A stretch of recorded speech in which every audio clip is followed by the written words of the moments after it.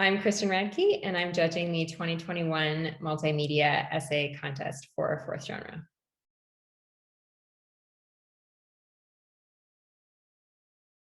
I like that there are just two mediums to communicate information. Like, I think that's really great that you can use image and text together, and it's just another way to communicate.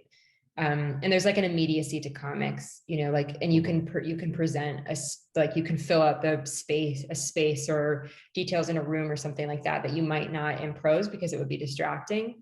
You might not need to know like every element of someone's, teenage bedroom or something like that, but in a drawing, that can just be in the background, and it kind of like, I think it kind of like adds a kind of ambiance to a story.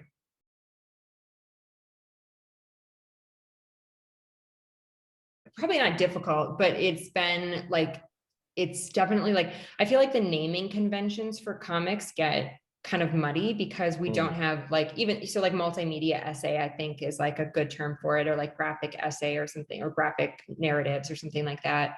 Because there is like, what do you label this stuff in a bookstore? What do you label it on the internet? Because like comics conjures up a certain idea, and it's such an it includes so many things. It's like, the gags in the newspapers, like the Family Circus situation and Peanuts, and then it's like superhero stuff, and then it's like manga and anime, and then it's like the literary stuff and genre, it's just so many things.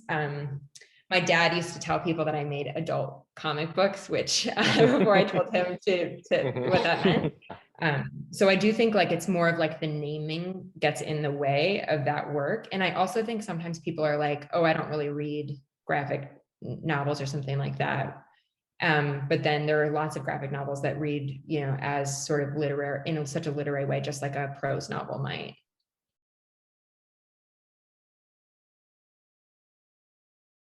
I went to grad school for nonfiction writing, and I had always loved drawing, and I have loved, comics for a while, but I didn't kind of understand how I could do that work myself. And so my last semester of grad school, I took a class called Visual Autobiography with Robin Hemley.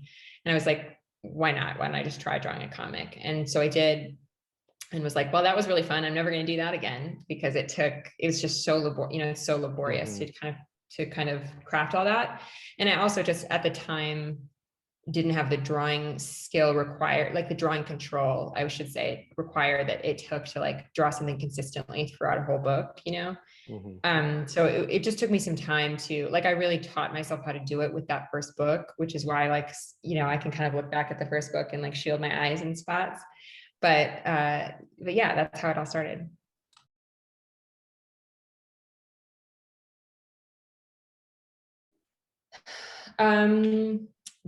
Before the pandemic. Yeah. It finished before the pandemic, and I went back and I wrote an introduction to the book with the pandemic in mind. But it's very strange to have been, I've been thinking about loneliness for a long time, and then I've been thinking about it in terms of my creative work since like it was around the presidential election 2016. Wonder why. It was very strange to feel like loneliness was something we didn't really talk about as on a whole, because it felt like kind of shameful. And then all of a sudden like isolation was imposed on everyone, and suddenly we were all talking about it. So it was really interesting to see kind of like all that thinking then like enacted, because we were also stuck.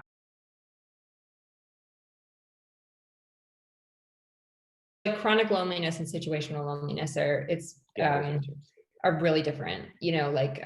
Chronic loneliness is what's really dangerous for us long term. Like it wreaks havoc on our immune system.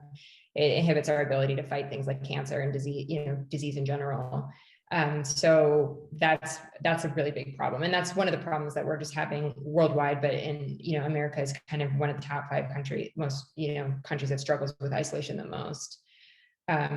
That's a really big problem, because it fissures our communities. Like a sort of situational loneliness can be really painful and really bad for our mental health, but it usually doesn't have those same long-term effects. The problem is like once we get into a lonely state, we have to figure out how to get ourselves out of it. And if we don't, then it kind of turns into chronic loneliness. But I think the pandemic has been so different, because it's like, even though we're isolated, we're not isolated in our isolation. Like everyone is feeling this way. So there's also like this sense of kind of like camaraderie or community, I think. which of course only goes so far after you've been inside alone for a year. Yeah, yeah.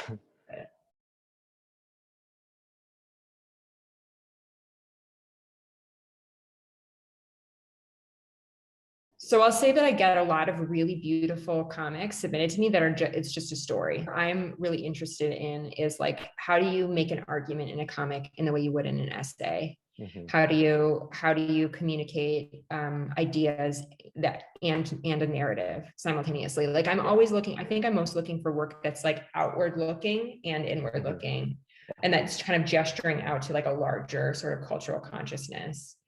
Than maybe just like a sort of like a retelling of an event or something like that. Although sometimes, you know, it's like there's no hard and fast rules, because sometimes I've read something that's a retelling of an event and it's just so perfectly done. It's like, Mm-hmm. you know, I can engage with this forever. But also it's like, as a reader, then it's like giving me all of these, like it's propelling me to do sort of that sort of idea work, which is also, you know, another goal is like, I just want like a reader's mind to be engaged beyond what's on the page. Mm-hmm.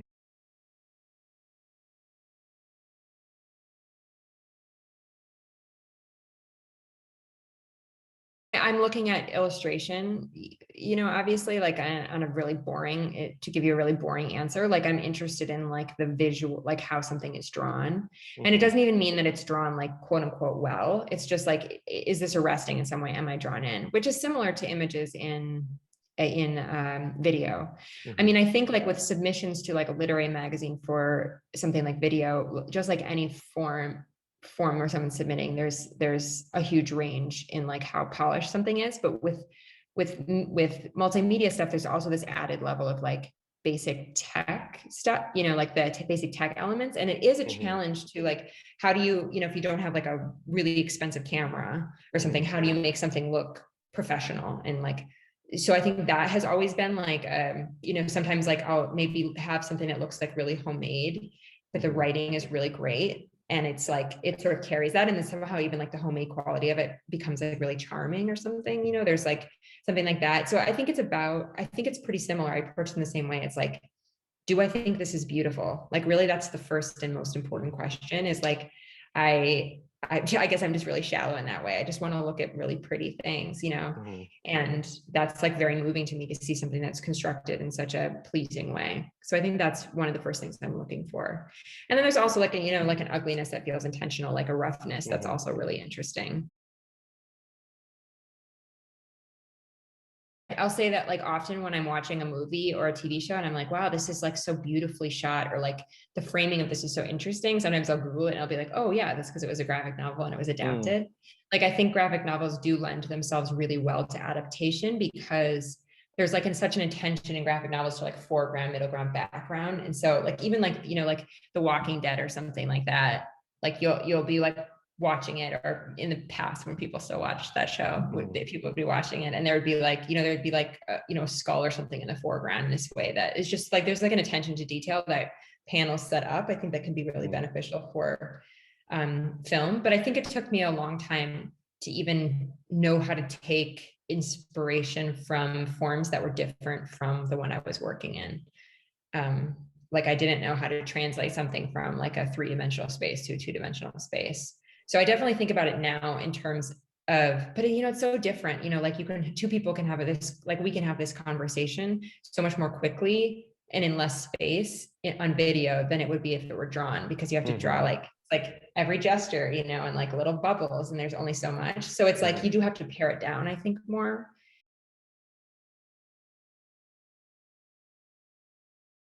It's like a challenge because you have to communicate like the most important thing, but in a way that is still satisfying to a reader, you know, in a way that's not like, that like still allows them to kind of get their bearings and to receive all the information they need to receive. I think that's actually one of the hardest parts. But the benefit of it is that like you can overdo it. You can like I tend to write a scene much longer than it needs to be, and then I cut back and cut back and cut back.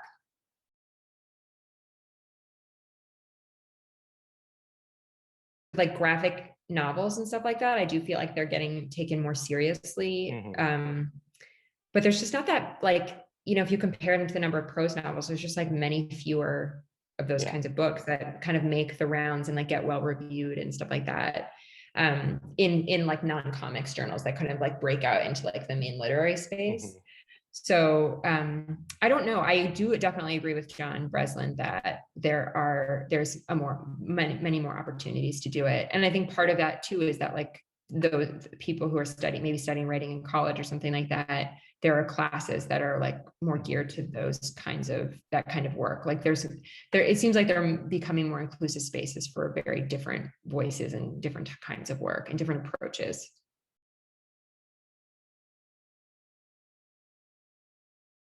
I think things get called documentaries all the time that are kind of video essays, you know. Yeah. Like even so FX, I have my friend Meg Reed who works at FX has been working on these amazing projects that are like short form and like short animations that run, you know, between shows and stuff like that. And it's like those are totally video essays. You know, we might not call them that. We might call them like an animated short or something, but it's, you know, it's the same thing. It's like kind of why I think sometimes we get like kind of caught up in the namings of things, you know.